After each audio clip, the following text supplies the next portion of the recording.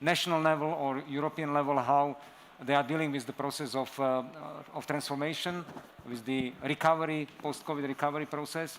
Now what we would like to focus upon is how is this affecting the, I would say, real economy players, those who actually will have to implement these new strategies and who should be part of the discussion about the new recovery plans. And we have a very interesting group of individuals from very diverse institutions. Ignacio, who until recently used to be in Slovakia, so knows the country and the region very well, who comes from Intesa Sao Paulo and from VUB, which is a very important bank here. Joe, thank you. And we have representatives of VUB with us here, and thank you for your support to Globsec and to Tatra Summit. Markus Kaune from Western Slovak Energy Transition Distribution Company, and from E.ON, welcome as well. Tamara Perko. Tamara came from Croatia. Thank you again for coming and joining us. She's President and Management Board Chairman for the Croatian Bank for Reconstruction and Development, the National Development Bank. Tamara, thank you for joining us. And Joe Philipsz, the head of Origination from the Three Seas Fund and from the Amber Infrastructure Limited, London. So I think very interesting mix of people from private sector, from the national development banks, from the fund, which is working on the regional level. And let me start with Ignacio, with you. As a major bank, not only in Slovakia, but on the European level, how do you see the current situation with the economy in Europe, with impact of COVID? How is it translated into your banking environment, and where do you see both opportunities, but maybe also some of the challenges that we are facing? So first of all, thank you for the invitation. It's my pleasure to be here today, be back in Slovakia. No, I think what happened has been repeated many times. Is about acceleration. What is happening now with COVID is all the phenomena that we were already living before from last year were there. So banking industry was already under stress for three main issues. One is the low interest rates environment that is not obviously helping the banks, plus the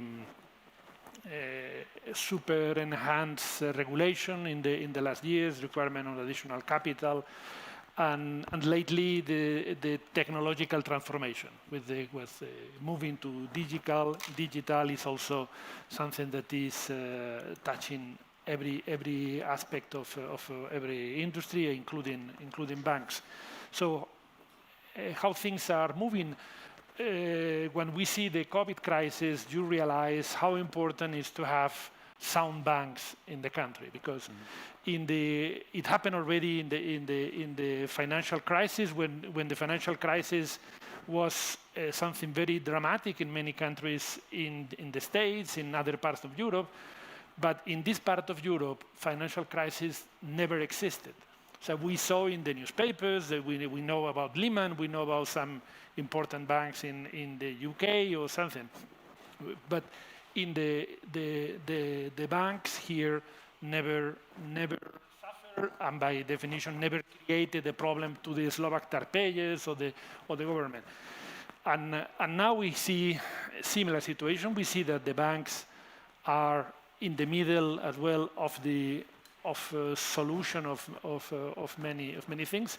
What is clear is that the banks are improving in the technological change. Banks are doing many things that for years they were taking a lot of time. Again, also COVID has been an accelerator on that. As we see, banks will, what the banks will need to do is to do exactly what they know how to do. They need to keep doing good quality, good ethical business, and to follow, to support the country before the COVID, during the COVID, and after the COVID. I think our job is to do right what we know, what we have to do, and to stand and support the economy. Thank you very much. I will later ask you about also some comparison among the different countries, because Intesa is of course active throughout Europe. So, but later maybe we can go into this.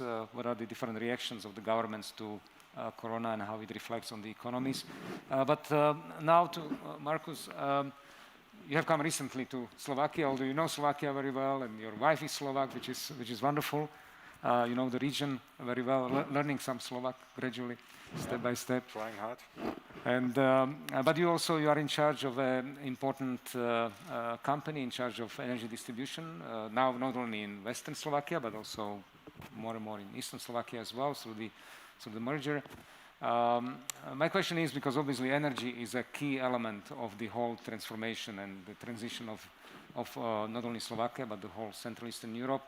The energy, electricity distribution is a critical element also for making this transformation happen, but combining also with other ways. We discussed the broadband possibility expansion by connecting to the electricity distribution lines, etc.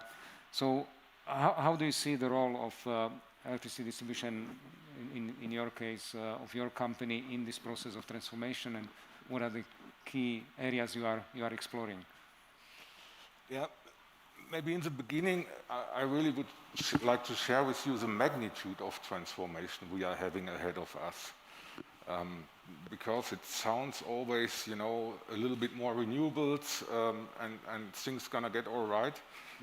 It's not that easy. We will have a global increase of electricity consumption in the next 20 years from 27,000 terawatt hours today to 40,000 terawatt hours in 20 years. In Europe alone, the increase will be from 3,000 today to 5,000 in 20 years. Now, I guess most of you are no energy experts, so I translate that. That is as if you would add to Europe 70 times Slovakia as of today. 70 times Slovakia. And that's huge. That's a huge challenge for all players in the energy, in the electricity segment. Now you may ask, is that good or is that bad, electricity consumption? If you ask me, it's unconditionally good, because all the forecasts which are laying the foundation for this development are saying that we will have a sector transformation. More and more sectors will be electrified. Mobility, heating, housing, living. And that's by definition a good thing, because it contributes to less CO2 emissions, and that's an important step to lower the global warming. The only condition is the electricity needs to produce from CO2-free resources. And that is, we need to work on production side, but also infrastructure side. Our grids today are simply not in the shape to cover such an increase I just mentioned. Our grids needs to become totally different from today's shape. It's no longer the world of big power plants which are producing around the clock and then the power is transmitted to all our homes or businesses. It's much more diverse. We will have flexumers, it's going back and forth. Grids have a totally different challenge ahead of that. And in that process, we are right now in. And we need to transform our infrastructure. We need to transform our infrastructure to make it future-proof and to make it ready to deliver on that challenge. And that is, for me, insofar a good example, actually, also in the context of the COVID crisis, connecting to the discussion before. That is, for me, something which is a sustainable investment, which we can do. That is sustainable, you know, infrastructure in electricity grids, that's a decision of 60, 80 years. That is really sustainable. And if we start with that now or continue with that now, and if we add digitization, which is a key element to enable our power grids to deliver on what I mentioned, then we can make it. And then we really would have something out of an urgent crisis, COVID, a huge contribution to solve an imminent long-term crisis, global warming. Thank you. I really like the way how you describe the whole magnitude of the change, because I think sometimes we don't realize what is actually at stake. And I think we can go deeper later on what it actually means, especially in terms of how do you deal with the e-mobility increase. But I would also like to hear from you later on how you deal with the possibility to reduce energy consumption, because it's not only about, I think it's not a linear process that you always increase the energy production because of the economic development and the new technology, etc. But you also have to look at the energy reduction and the opportunities there. But let's move to Croatia. Tamara. Tamara is my dear friend, and again, thank you again for coming here. I understand this is your first trip after January, February? Yes. Outside of Croatia. Yes. I think if we wanted to have a model or symbol of resilience, this is Tamara and her National Development Bank, or the Croatian Bank for Reconstruction Development, because you went through Corona. You had Corona yourself. Yes. You went through earthquake in Zagreb, and I think you had some flooding as well. Yes. All together. Anything else that is still Not for the time being, available? hopefully. Not for the time. Not in the future Great, also. great. But wonderful that you actually your first trip outside of Croatia after 6-7 months is to Slovakia, and thank you again for joining us. Despite all these difficult times and challenges, you were all the time in charge of very important institution, which is the National Development Bank in Croatia. The times when you had to come quickly to the support of small, medium enterprises with different guarantee lines and credit lines, etc. When you look at this period, where do you think where you are, what was achieved, and what do you think are the new challenges that you see in Croatia, and also maybe also beyond Croatia in terms of economy and how to help to supply economy with the financial resources? Thank you very much, Vasil, for inviting me. As you said, it is really good to be here after a long time among people. We were facing difficult times lately, and all of us are speaking about a major shift. Like Ignacio said, banking is very important when we are facing such dramatic situation. I think the banking sector is one of the most important pillars in times of crisis. And when I'm talking about the banking sector in time of crisis, I think that development banks are really the main pillar. And this was the case in Croatia. So practically we had a unfortunate situation that all the high management was under Corona at the time when we had to work the most to implement new measures, because the whole economy was influenced by the lockdown, Corona crisis, and no one knew what the future will be. So practically what we did as a first step, transferring our work practically from Sunday to Monday, from working from bank, from working from home. And it was luckily that we had Corona before, because then we were not in a bank when we had an earthquake. And the building is now destroyed. We don't have even offices right now, but that's a different subject. I just want to describe how major change was in our business. So practically transferring in one day from working from office to work from home, and implementing new measures in the most difficult times. So the first one being the most flexible and most easiest to implement were moratoriums that we practically approved to our clients on the base of an email that we were sending to all our clients saying, do you want to apply for a moratorium? And they just needed to respond yes. And that was it. The moratorium was approved. This is something that is extremely, extremely strange in the banking sector. So before that, for approving a moratorium, it was the whole process that was time-consuming, analysis of cash flows and stuff like this. So really a huge change also in the banking sector.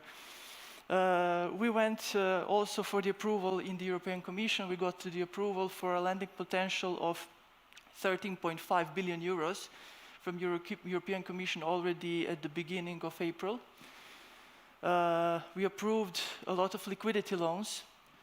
Our development bank approved almost 50% of liquidity loans on the Croatian market, and bear in mind that our balance sheet is 3.5 billion euros and the rest of the banking sector in Croatia is 60 million euros. So you can see how small we are in comparison to the whole banking sector, and we approved almost 50% of all loans in a corona crisis. On top of that, we approved the guarantee scheme, the portfolio guarantee scheme, allowing the banks to shift part of the risk to us, because we know that in a crisis the risk appetite of a bank is small, the banks are shrinking, which is naturally, of course. So we approved the portfolio guarantee scheme, allowing the banks to approve the guarantees in a more flexible and more in a short-term period. So practically they are approving guarantees and they are just informing us which guarantees they approved. So this was all done very fast, and I think that we really have good results. So we had also some special measures with specific ministries.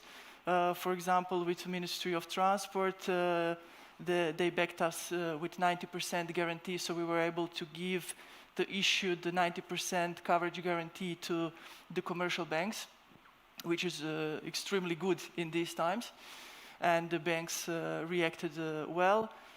We had a subsidized interest rate. We had practically most of our funding was at 0% rate towards the clients and the banks.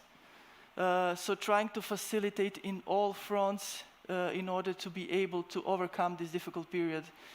What are the next steps? As it was said on the panel before, Vasil, you mentioned we are still not aware of what will be in the future. Most of our clients are still in the moratorium period. We approved, especially for the tourism sector, you know that in Croatia the tourism is 20% of GDP. So extremely important sector. For us, we approved moratorium until the next tourist season. So for the moratorium is lasting for 18 months, which is really long time. So after expiry of all that measures, then we will see what to do and what challenges are really ahead of us. Yes. Thank you very much, and congratulations on being able to get through these really challenging and difficult times. Now I'd like to move to Joe. Thank you again for coming. I understand it was a long trip from London through Bratislava and here to the mountains, but I know you traveled throughout the region, so-called Three Seas Initiative region, a lot during the last months. Your company, Amber Capital, is a manager of Three Seas Initiative Fund, which is a relatively new initiative, but very important for this region, connecting, 12 countries, I believe, from Estonia down to Bulgaria in the south. Very interesting way how to bring more cooperation and investment into this region, which I think represents around 111 million population.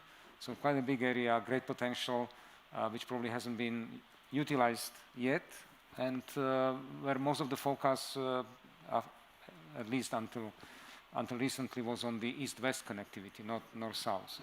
So it's a very interesting approach, and what I want to ask you is, in a way, also relates to the previous discussion about is there a potential for creating something like a Silicon Valley or some kind of innovation areas,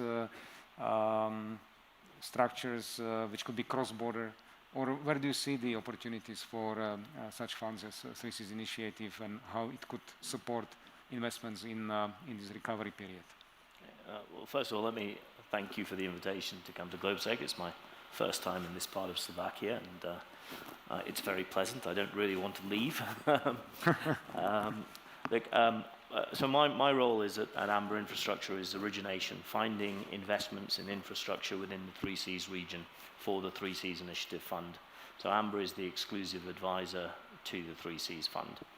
And the Three Seas Funds have been established, I think, with a great sense of timing, although I think when it was established, we didn't know we were going to be in this crisis. It was established by the member states that are part of the Three Seas Initiative. And it was an attempt, and I think a good one, to create a commercial investment fund that will create new assets in transport, digital, and energy infrastructure that address some fundamental deficits in infrastructure within the Three Seas region. There's a clear infrastructure gap. Various estimates are between 500 billion and a trillion euros between now and 2030 in those three sectors within the Three Seas region. And that's particularly important because unless that gap is filled, unless those investments occur, the gap between the Central and Eastern Europe and Western European countries will remain large.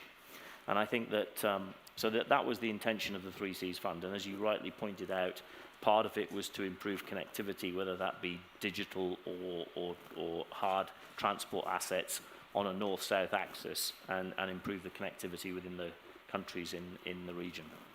And part of it, picking up on your point about energy, was energy security and energy transition in the region. And the fund, therefore, is designed to invest in networks in energy, both gas and electricity. And I think gas has an important role to play in the region in the coming years, as well as renewables. But it includes the networks, and I totally endorse what you said. There is a massive requirement for investment in networks, whether they be gas or electricity within this region. It was also designed to invest in the transition to renewables and zero carbon, and that can't take place without the investment within the networks. So that's the fund. The investors in the fund as of today are the governments through the various development banks of Poland, Romania, Latvia, and Estonia. And hopefully very shortly we will also have Bulgaria, Hungary, and Lithuania. And I hope shortly after that, the balance of the countries, including Slovakia. I think it's, again, I think the minister made a point earlier about we all need to be in this together, and I think that's particularly important for the Three Seas Initiative as well. So to address your point, we've only been in place, the fund has only been operating since February the 27th, so we timed that beautifully to coincide with the start of this pandemic, which meant finding opportunities became a bit more difficult. But I think a similar experience to Croatia, we found a way. The fund has established offices in Vienna, Prague, and Warsaw. And we hope we're close to making our first investments in digital infrastructure and transportation infrastructure. I'm touching wood on that because we do live in a volatile environment. And I think at the moment, if we can do that, we'll be able to attract a lot of private capital into the fund as well as government capital. Because at that point, we'll be able to demonstrate that we're making commercial investments in the long term that are financially attractive to investors. And that brings me on to another point. I think it's very important, as somebody mentioned in the previous discussion, why can't we create a Silicon Valley? Why can't we create investment funds that are investing in the region? I slightly disagree. I think the Three Seas is an example of how that can be done, where the government bodies have seeded the fund, but have made it very clear that this is a commercial fund. The investment decisions are totally independent. There is no way of the governments to interfere in the fund. It's set up as a regulated vehicle in Luxembourg. Investors are safe from the whims of political change. And I think that is a good example of how you create an investment fund. The aspiration is to grow that fund to 3 to 5 billion euros. Now, on its own, that won't fill the infrastructure gap. But what it will do, if we do it well, is it will attract more private capital into the region to invest in infrastructure. And it's that sort of effect of showing that you can make commercially viable investments and they're successful that brings more capital. The reality is that Western Europe and the United Kingdom are awash with private capital for infrastructure. And that private capital is, I hesitate to use the word cheap, but it's very good value.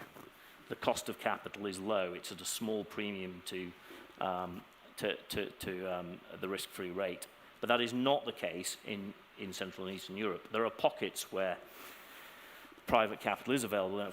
Actually, in Slovakia, private capital for PPP is readily available at very competitive rates. So that's been a success. But that's not universal around the region. And I see that funds like this, like 3Cs, as being there to show that it can be done, because it will then bring other private funds in. Now, infrastructure should not be funded solely by private investors, but the example I always use is there's a place for all types of capital. The example I use is often rail. In my view, and you can have a theoretical debate whether this is right or not, but it's largely correct. Nobody has shown how private capital can make a return from investing in, for example, rail tracks and signalling. I mean, in the UK we tried it and made a total mess of it. And therefore my view is that largely that needs to be funded by government capital, EU structural funds, etc. But what the private sector can be very good at is providing and financing the rolling stock and the locomotives that operate on the newly upgraded railways at very, very attractive rates of return for both for investors and those acquiring the rolling stock. So I think, there is a place in every part of infrastructure for both government funds and private sector capital, and the intention of the fund is to try and increase the availability of private sector capital in the region and over time reduce the cost of that capital. So I think, can we create Silicon Valley?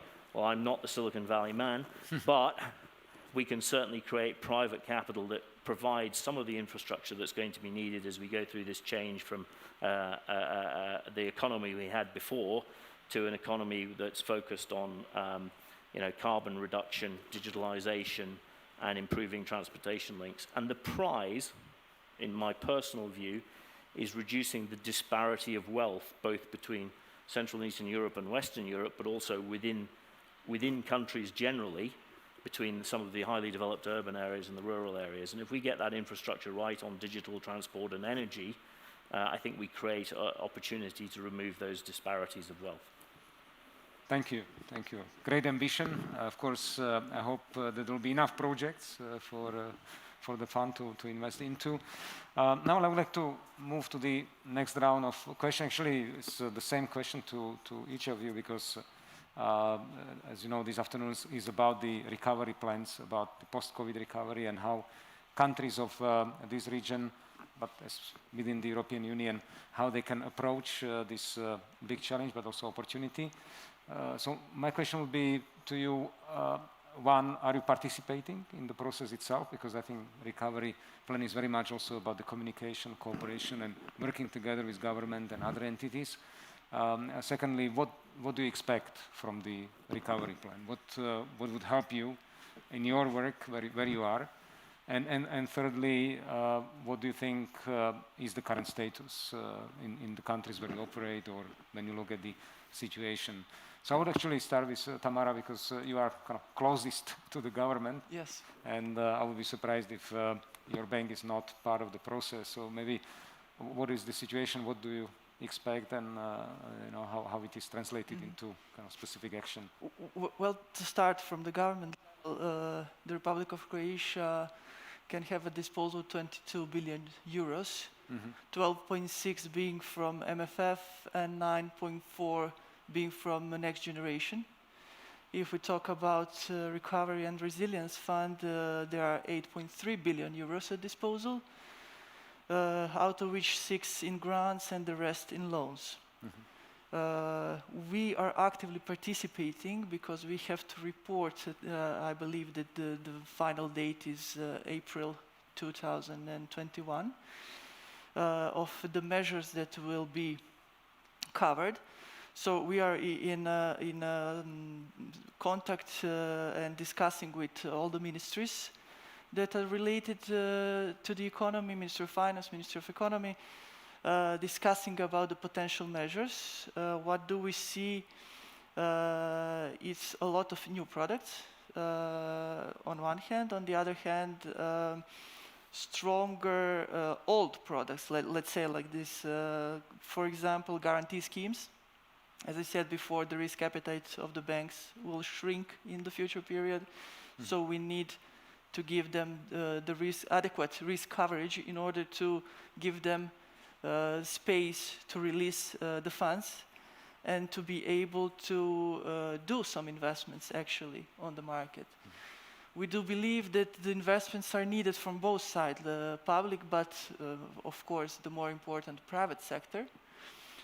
And what we have discussed recently also with Vice President of EIB, Mr. Scanapieko, now we signed a contract of 100 million euros, and we were discussing about the equity investments. And this is something where I see really the biggest opportunity. I can say now that we were visionary because we started with the equity funds 2 or 3 years ago with development of the equity funds. EIF did the analysis on the Croatian market and quantified the gap. The analysis was taken in 2017 and 2018, and the gap was 130 million euros on a yearly basis.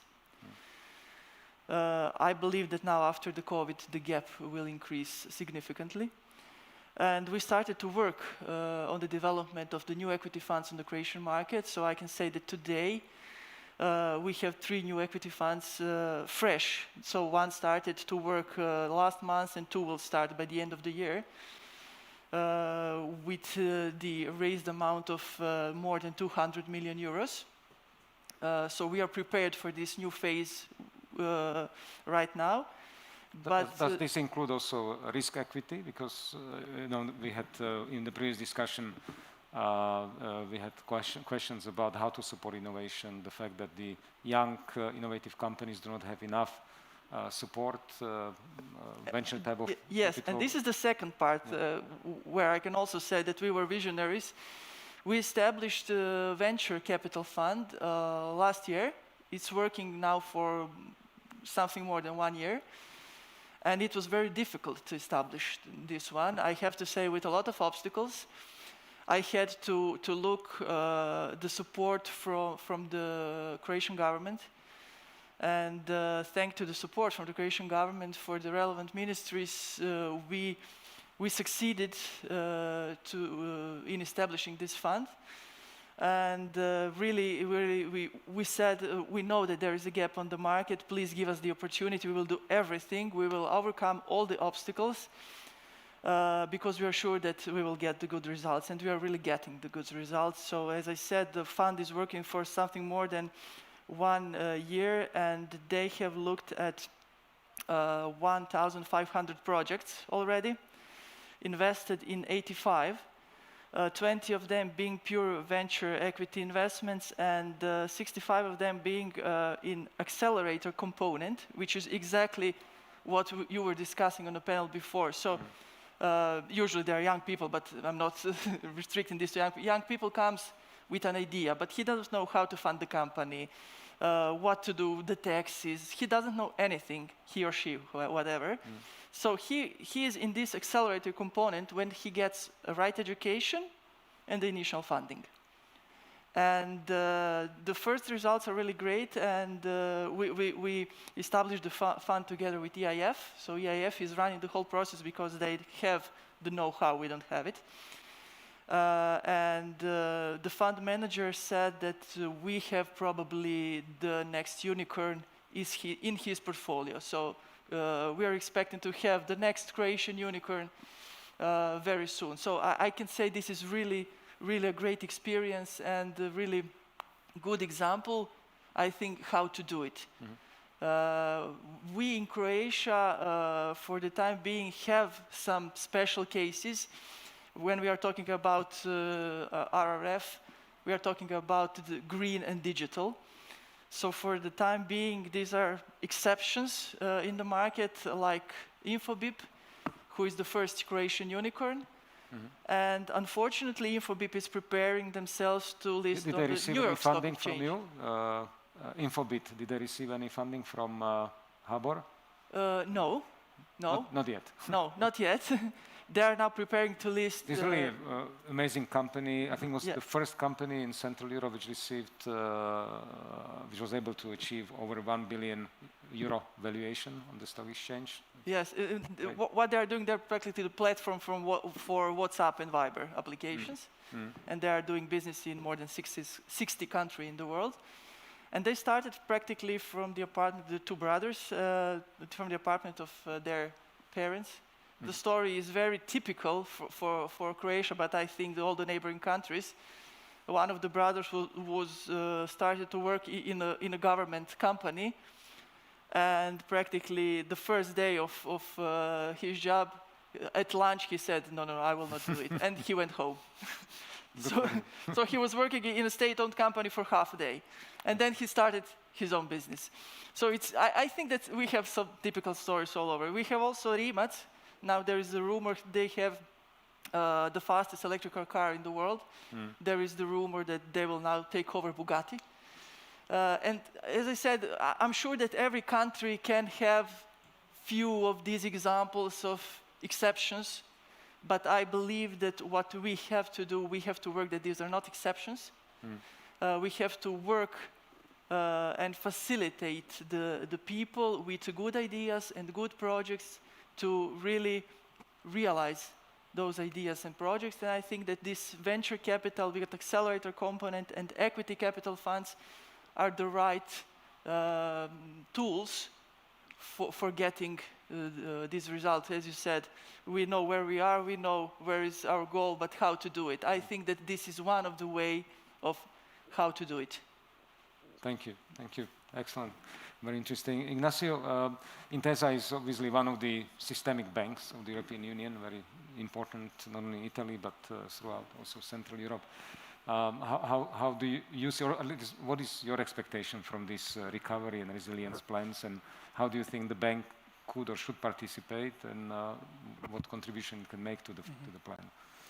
No, sure. As you mentioned, we are present in many of the countries of the European Union. So in some just with a more or less corporate banking operation, in some with a full flagship branch like as a bank, as a full services like in Slovakia. No, obviously this part of the preparation has been basically more on this in the public sector on production. We are fully committed, as we should be as a corporate citizen, to support, because it's also in our own interest as a bank, because we as a bank, we are always interested in how the country is performing and how the country is evolving. You were mentioned before, also has been mentioned many transformation that this country had. And I remember perfectly well when the bank was deciding on the investing to acquire them from the state, all the Shoves Novera Banca, and it was unclear if the investment on these days was good or not back in 2000. So obviously today is clear that it was a good investment. And for us, Slovakia and BBV is a success story, and we believe that it will be in the future. I'm sure that we as a bank, as I said before, we are doing things that nobody else is doing, or nobody else is doing in that component. I mean the transformation of maturities because we create long-term funds to support many of these investments that we are talking. They are coming from short-term money for normal citizens. So normal citizens, they trust in the banks, and through that we are able to canalize this. This is a very known story of the function of the banks, but sometimes we tend to forget what the banks are doing in this intermediation. I think this is essential, that the banks will keep doing this in a professional manner. And also in these days, there is another element that is very characteristic on banks, that is the risk management, understanding the credit risk, understanding where to put this money that is basically coming from normal citizens, where to invest and where not to invest. And this is something obviously where the banks has a strong know-how, and we will keep doing, because it's important that we put and we support the projects that deserve support, because something that I always appreciated in Slovakia is that Slovakia is a country that is looking forward. It's not a country that spends time looking backwards. And believe me, I am, I've been traveling for many countries, and there are countries that spend a lot of energies looking back and trying to rebuild the past or something like that. Slovakia has, in my opinion, part of the success is that because it has been always looking forward. Now, more than ever, it's important that we look forward, and also that this incredible amount of money that is coming should be canalized to projects and ideas that are really 21st century. Because we cannot just then subsidize all business models that are already updated and try to put money and try to survive some jobs or something for some years. I think it's important that the whole concept is a concept of looking forward on that. Thank you. Markus, in your previous intervention, you described this huge task of dealing with the major increase in the electricity consumption, not only in Slovakia or the region, but Europe and globally. Obviously, these transitional recovery plans, they should also create a trajectory how to deal with that, and energy is an important element of this. What is your expectation from the plan, and how do you see your company participating in the implementation? What would help you? Also, there are three areas in the plan which I know from a business perspective very much applaud. One was the enhancement of renewables development, which I taught already because of global warming, because of climate change. I think that is absolutely essential. Second area was energy infrastructure. That was exactly the point I mentioned before. We need to upgrade our infrastructure. And Joseph, yes, of course, that is true. It goes also for gas distribution. I didn't mention that as we do not operate gas grids, just as a side note. Also energy infrastructure. And the third one, and that was also reiterated very often in the first discussion group, digitization. Why is digitization for an energy operator important? Yeah, because you cannot cope with the challenges ahead of us if we not completely digitize our grids. If we not completely automate and digitize our grids. If we do not introduce artificial intelligence, higher level of automation, predictive maintenance, then our grids will become simply too expensive and not resilient and robust enough to cope with the volatile challenges which we have ahead of us. This is why digitization for us as energy operators, as grid operators, is not an option, it's an obligation. And it's really something we are after. That brings me to a thing where I believe in such a recovery situation, we should also a little bit smarter think across the boundaries of our industries. And one example for me is fiber optics. Fiber optics, by definition, is an enabler for any kind of further digitization. Fiber optics, we do have as energy operator already today, and we will further expand that because we need to connect all our devices. And I mean, look around, power is everywhere. Everywhere is power, is electricity in the house, and everywhere you can see these admittedly mostly ugly transformer stations. Those are connected with fiber optics. So we can share infrastructure. We can share infrastructure with, for instance, the telco industry.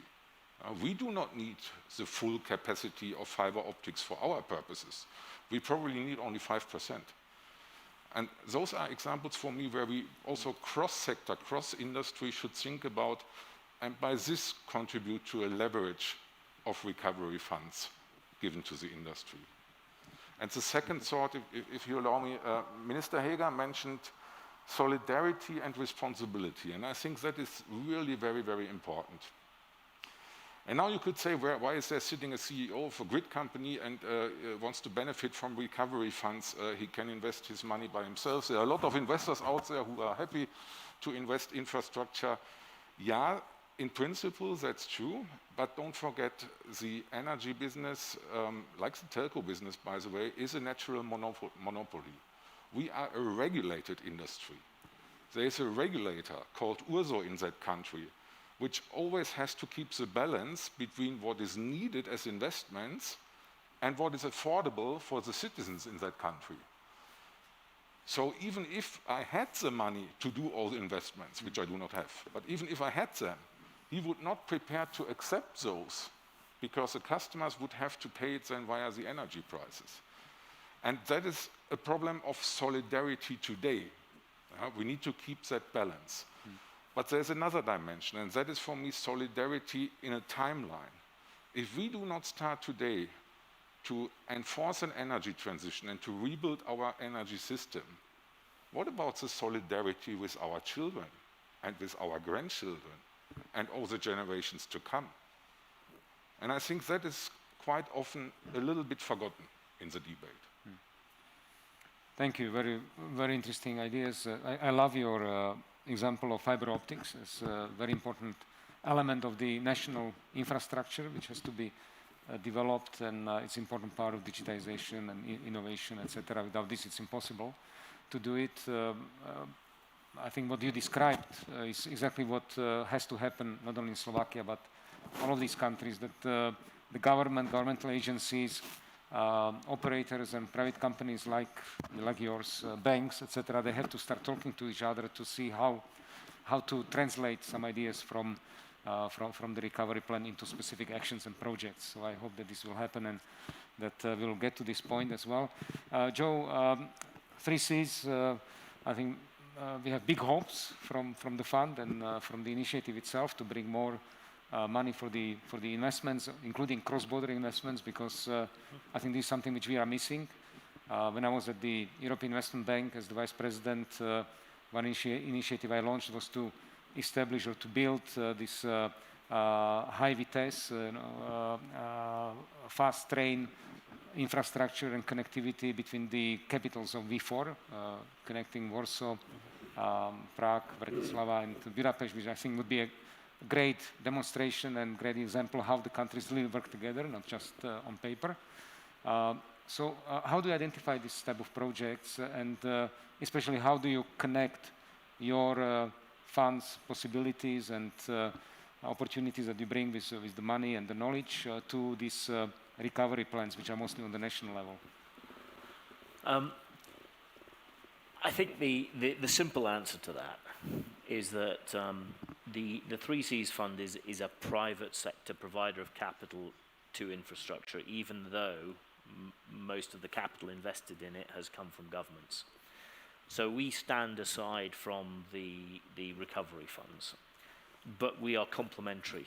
So one of the things that we are doing with our strategy is, as I said earlier, the fund is designed to invest in creating new assets. Now, there's several ways of doing that. The traditional way is you invest in a lot of greenfield assets. Now, the challenge with investing in greenfield assets today is that, infrastructure investment is a key tool in recovering from recession and kickstarting economies. But if I were to start making an investment in a greenfield project, the real capital, the heavy capital, would only be going in the ground in 2 years or 3 years' time. So what we've done in the 3Cs fund is we've started looking for what we call platform businesses or assets. So assets within the region that are they exist today, but they require modernization, replacement, or expansion. And what that means is we're looking to make investments in existing assets today, as well as greenfield assets in 1 or 2 years' time. And when we make investments in those platform assets, we're looking to accelerate their expansion or replacement programs and get capital deployed fast. And I think that's very complementary to what the recovery fund's doing, because it's about putting capital into the economy, into investment very quickly. And in that respect, you know, Markus mentioned fiber. I mean, one of the discussions we're having is with one of the governments in the region where they own road and rail networks, and they have a requirement from government purposes for fiber networks. And the question is, well, can we invest in the creation of that fiber network, which then has a broader use outside the purely government use? And I think that's a great example of where there could be both structural or recovery funds and private capital coming in alongside. Similarly, you know, we're back to networks. You know, we're very focused on where we can provide capital into networks because it's a regulated environment generally. You know, that gives us a return, but it also deploys capital in a way that's helpful for the long-term development of the energy transition and energy security in the region. I do recognise the point about how regulators behave. I mean, at the moment, the last 5 years or so, certainly in the United Kingdom, and we've seen this pressure from regulators to massively reduce the cost to the end consumer. Now actually, that's created some good examples. So, you know, Amber is an investor in the biggest construction project in the UK, which is a regulated sewer. It's a £4.2 billion construction project at the moment. And the cost of capital of that was driven down from what people expected to be 3.5–4% weighted average cost of capital down to 2.5% by competition. And that's regulated. And what that meant was that whereas when the project was envisaged, people were told their water bill would go up by £70, actually their water bill went up by £25. So when you get that dynamic right, you could put massive investment into infrastructure and not substantially impact the bills and affordability for the average consumer. And that's a very interesting dynamic. But it requires regulators to be quite brave and recognize that there has to be a cost today, because otherwise all you're doing is moving the cost to, as you said, your children and your grandchildren, because those network upgrades have to happen. And so I think there is a dynamic there that regulators need to, and governments need to recognize, because it's very easy to pick the political easy win, which is, you know, we're going to squeeze the private sector down on profits. But sometimes if that's too aggressive, it defers investment. So I think what we've been focused on is, as I say, these platform assets and businesses where we can deploy capital fast and see change happen fast in alignment with what's happening with recovery fund, what the recovery funds are doing. Thank you. Thanks a lot. I would like to move to questions to the audience. Anybody ready? Please, there is a hand. Please. Thank you. I have a question for Mr. Kaune. The increase of the short question would be: is the increase of electricity possible without nuclear energy for the foreseeable future or not? That would be the short version of the question. And you are a German company, so you had your own headache with Atomausstieg and so on. And I don't want to go into pondering about political aspects, if it's a solidarity or responsibility to do so. But the renewables are quite volatile, and I know that we are looking for the solution with storing energy and so on and so on. But from the point of view of a commercial entity, is it viable to meet these needs on electricity without nuclear production? And do you think that in European terms, this approach that the energy mix is solely the national responsibility and that the states are the ones who can kind of like say, this is my energy mix, that this will stay so, or do you think that we will head to more towards a coordination of the energy mix within the Europe? Thank you. Yeah, on the nuclear side, I do believe it's possible without nuclear. The question is the timeline. In 5 years, no way. In 10 years, probably neither. In 2030, starts to get interesting.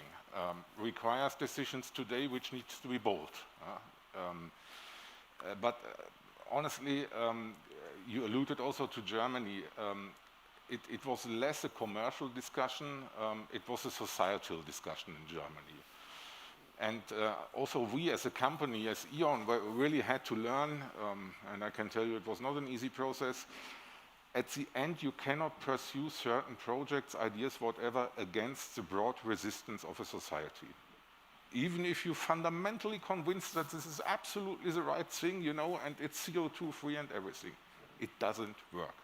If a society is resisting, it doesn't work. Other societies across the globe are partially resisting against renewables. Yeah? Not everybody wants to look on windmills 200 meters high. But, you know, it's a little bit squaring the circle. And then we need to prioritize. And my priority would be global warming, climate change is the biggest threat, by far the biggest threat. So everything what contributes to lower CO2 emission is first of all a good step forward. Yeah? Nuclear, I think you can operate safely nuclear power plants. We have everywhere where nuclear technology is in place, fantastic engineers. What personally, honestly, is for me an unsolved question is what to do with the waste, what to do with the nuclear waste. And to my knowledge, not a single country has found a convincing answer to that yet. And that is always a little bit, however you stand towards nuclear, that is a weak point in my opinion. That is a weak point. Joe, maybe just going into these difficult areas of investment, I wonder from the 3Cs Initiative Fund, how do you treat nuclear? Would you be engaged in potential nuclear productions and installations? What about coal? Do you have any kind of areas where you cannot invest? The investment criteria of the 3Cs Fund are very broad, but there are two things that are excluded within transport, energy and digital. One is nuclear and one is coal. Quite rightly, gas is not excluded because I think gas has a role to play in the near term within the region to reduce carbon emission. And potentially, there are, you know, with the use of hydrogen as well, there may be longer-term opportunity to continue using gas. And there's a lot of investment already in gas networks. So if they are removed, so I think again there's a role for gas and hydrogen. My personal view is I'm involved in the UK in a working group with the Treasury as to how you put private capital into nuclear. So I'm in favour.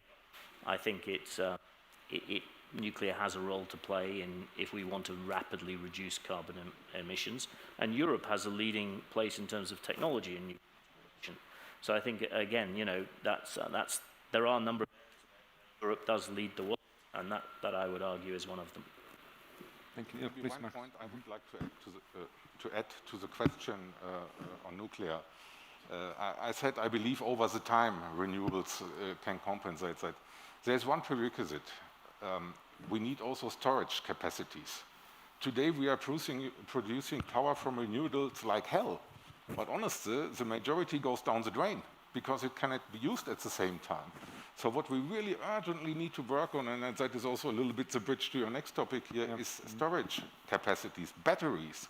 Also a thing we as a company, as said, as are pursuing with our LCA project, which is, you know, that in the grid you can store electricity for 5, 10, 15 minutes, which is usually sufficient to balance the intervals. And storage is really a key thing to complete the transition towards renewables. Any other questions from the audience?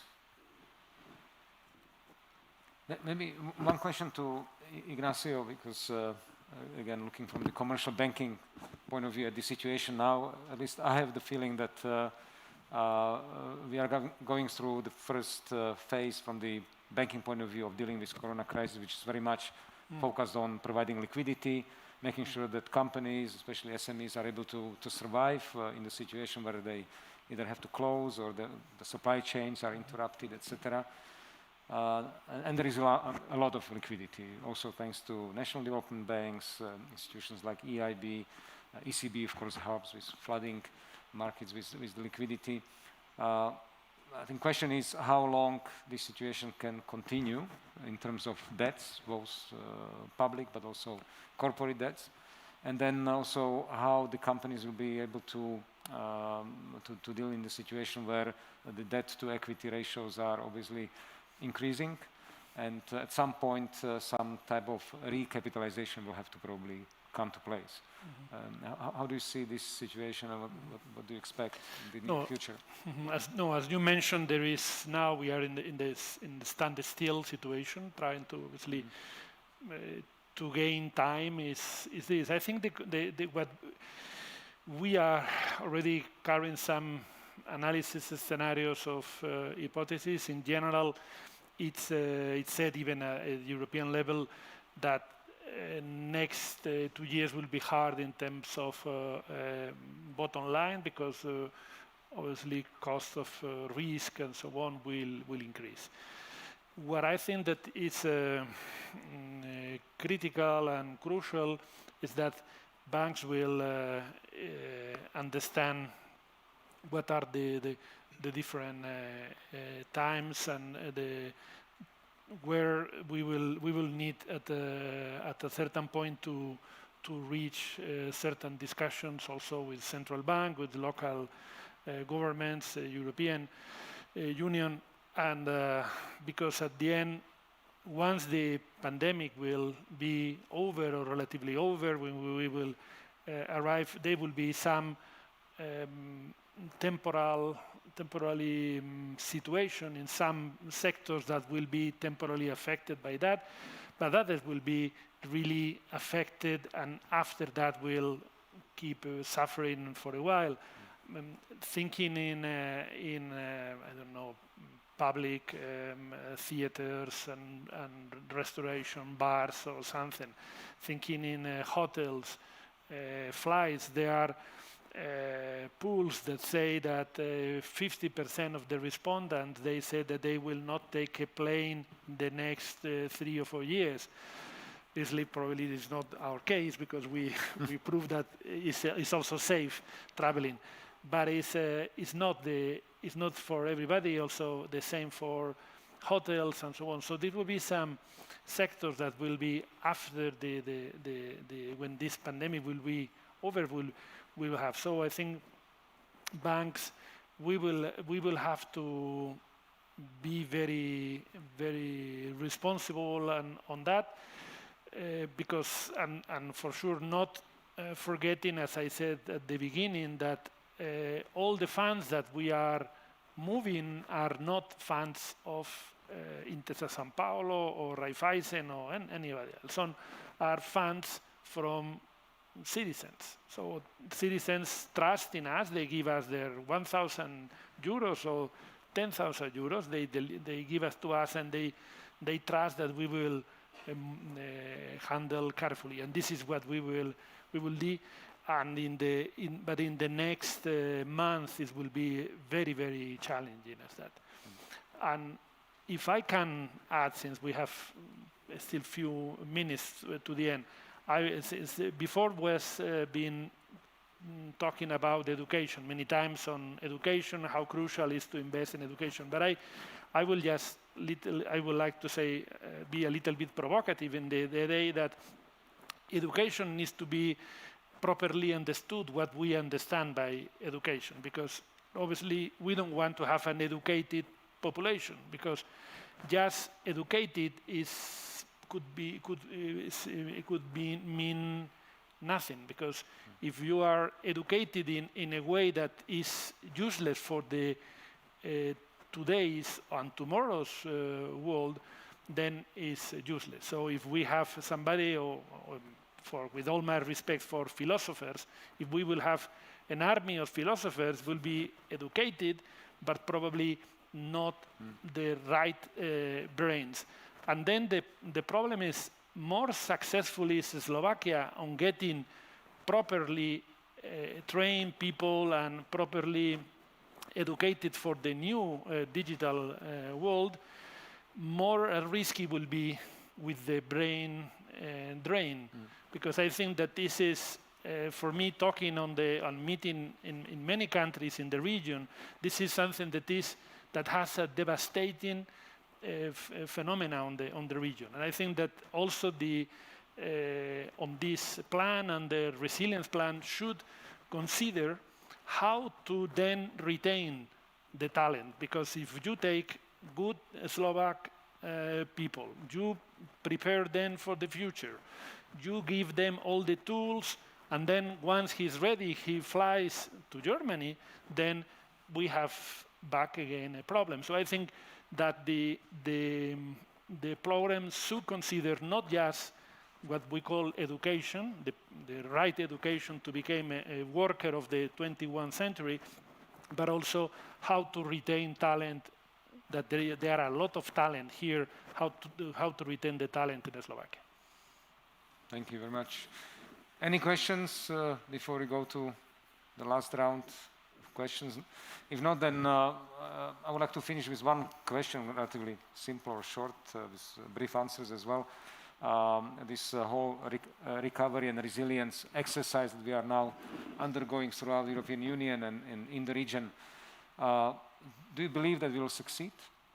Do you think that we will actually be able to move on the European but also regional scale to become more competitive, to become drivers of innovation and all that we expect from this, including on the green and digital agenda?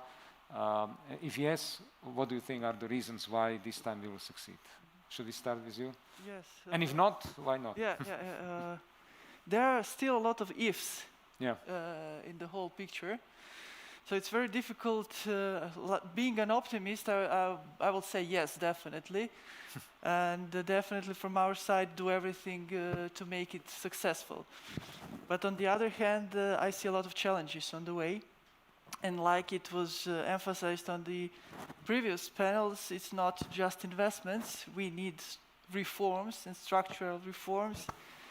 And this is, for example, this example of education. It is good even if the Slovak citizen goes to Germany, but if they go to United States or Asia, then we have a problem. So we have to work on really complete system. It's not only investment in private sector, it's not only structure and reform in the government, but really it's a large scope of the things and the tasks that we have to do in the future. So I believe, as I said, being an optimist, that we will succeed with a lot of challenges, and probably we will have a moving target on our way. But I see it as an opportunity, like, for example, taking a parallel with the earthquake that we had. We have to do the reconstruction, but together with the reconstruction, we can invest in increasing the energy efficiency of the building. So practically, we are doing two jobs. We have to reconstruct because we have, but then this is the opportunity to do the right thing, to increase the energy efficiency. So I think it is all connected. And I definitely believe that we will succeed. We have to. We have to if we want our children to stay in Europe tomorrow, and if we want to see the successful future, I think we have, all of us, do our best to succeed. Thank you. Maybe we should have an earthquake for the whole of European economy, so we rebuild in a completely new way. Might be actually easier than change what we have. But Ignacio, please. I should say the Dufam Ano. So because otherwise, I really hope that this will succeed. And I think being a little bit more pessimist on that, I think is probably the last train to catch as a European Union. One of the collateral consequences of this last year of different crises is that there are some people that has been left behind. And these are also a reason why populism is growing and so on. And one of the side products of populism is nationalism. and is all the multilateralism is under crisis. So I welcome also this initiative on that. But so one of the best example of multilateralism is the European Union. And I think what the European Union is trying to do is really unique, because I think the European Union understand the difficult context on that. And I think, so my question is, I hope yes, because otherwise I think we will have a very difficult years in front of us. Thank you very much. Markus, please. Also per se, I'm an optimist, and I do see really the opportunity, like Mr. Minister Hager also said. And the opportunity stems from the fact that governments in that extraordinary crisis situation are really prepared to unlock funds, money, which is unprecedented. The if is now, or the precondition is now, that we really manage to wisely use this money. It's taxpayers' money. It's all our money. It's taxpayers' money, nothing else. It's not printed somewhere. Somebody has to pay the bill at the end. So if we use it, the short-term recovery in the COVID crisis, and combine that with long-term sustainability, that these investments is not only, in German we say Strohfeuer, straw fire, you know, just a little bit a gag, but it's really a long-term sustainability created. And sustainability is sexy for investors, is sexy for the private capital. So that will automatically trigger a leverage effect, and we will see a flourishing economy. Thank you. Joe, please. Okay. I'm essentially an optimist. I think this is a great opportunity to address some of the structural issues. You know, there is no doubt that there is a great diversity of wealth within the European Union, and if we use this as an opportunity to try and level that, I think that, and that's one of the things the 3Cs Fund is there to do. I think that will be a fantastic legacy for children and grandchildren in the future. And I think it will help address issues like brain drain. So using digitalization, digital networks, you know, can allow people to not have to go to a particular center. You can reverse the brain drain to some extent. I mean, in the UK, we're doing it by leaving the EU. I mean, London was the place that people went, and you know, but I wouldn't recommend that. And I'm allowed to say that because I live in Scotland and we're very pro-European.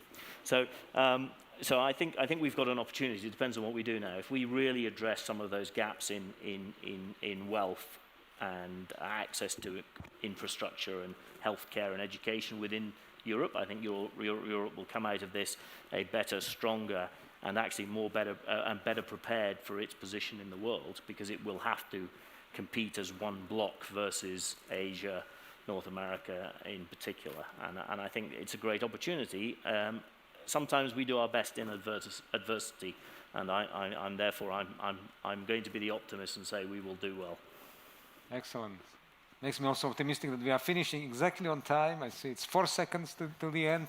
We are like a Swiss watch, which probably is a good sign for Europe. So please join me in thanking the panelists for the very interesting discussion. And thank you for being with us. We have now coffee break until, I think, 4 p.m. and then we come back here. Thank you very much. Have a nice afternoon.